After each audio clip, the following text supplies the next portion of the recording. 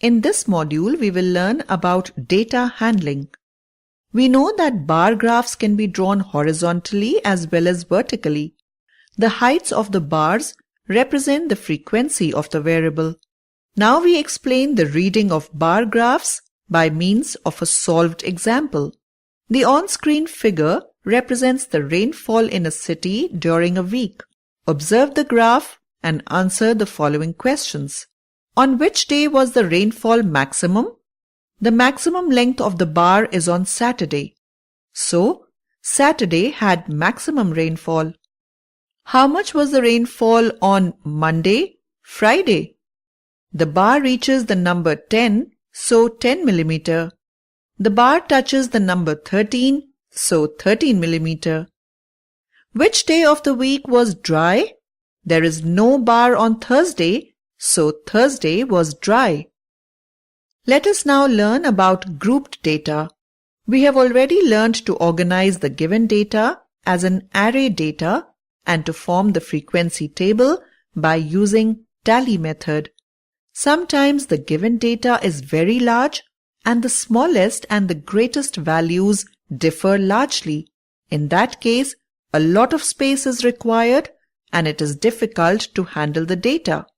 To overcome this difficulty, we try to condense the data by forming groups of suitable size.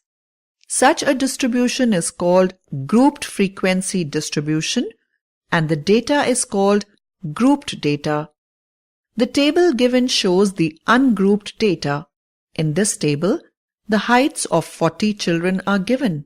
The smallest height is 56 centimeter and the greatest height is 82 centimeter. The range is 26 centimeter. We can have groups 55 to 59, 60 to 64, 65 to 69, 70 to 74, 75 to 79, 80 to 84, that is 6 groups.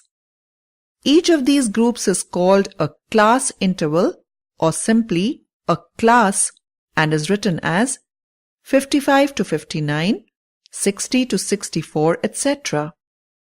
In the ungrouped data, we come across difficulties in determining the frequency. To avoid them, we group the observations in the classes 55 to 60, 60 to 65, etc.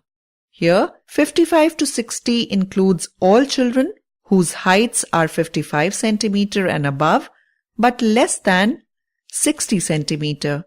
In class 55 to 60, 55 is called lower limit and 60 is called upper limit. The difference between the lower limit and the upper limit of a class is called class size or width of the class.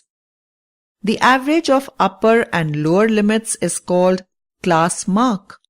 Example, the class mark of 55 to 60 is 55 plus 60 by 2 or 57.5.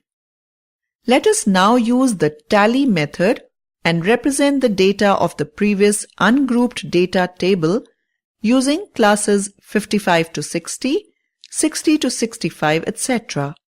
Thus, we can say that the number of classes should not be less than 5 and more than 12, and the given type of classes is called continuous classes. Let us understand this by means of an example. The frequency distribution of weights in kilogram of 40 persons of a locality is given in the table on screen. Now answer the following questions. What is the upper limit of the first class interval? Upper limit of the first class interval 40 to 45 is 45. Find the class marks of the second class interval. Class mark of the second class interval 45 to 50 is 45 plus 50 by 2 is equal to 95 by 2 is equal to 47.5. What is the class size of each class? Class size of each class is 5. Which class interval has the highest frequency?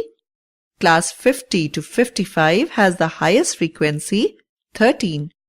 What is the lower limit of the last class interval? Lower limit of the last class interval 60 to 65 is 60.